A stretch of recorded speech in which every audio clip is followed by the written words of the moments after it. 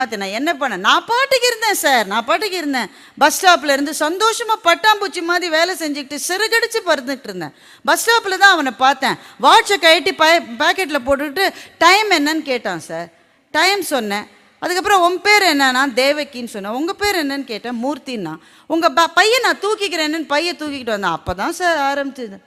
எங்கே போனாலும் இருப்பான் சார். கதவை திறந்தா இருப்பான், பாண்டி பஜாருக்கு போனால் இருப்பான், சத்தியம் தேட்டருக்கு போனால் இருப்பான், எந்த இடத்துலையும் இருந்துக்கிட்டே இருந்தான்.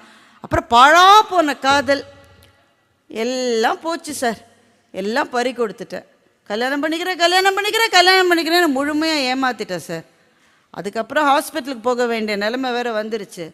அப்போ போய் தேடினா அவன் இருக்கிற இடத்துல இங்கே மூர்த்தின்னு யாருமே இல்லைன்றாங்க. அவன் ஒரு இடத்துல வேலை செய்கிறதா சொன்னான். அங்கே போய் கேட்டால் அப்படி ஒரு பேரில் ஒரு ஆளே இங்கே இல்லைன்றாங்க. எல்லாம் போய் சார் என்னை ஏமாற்றிட்டான். ஹாஸ்பிட்டலுக்கு போனால் 1000 ரூபாய் கேட்குறாங்க. எங்கள் அம்மா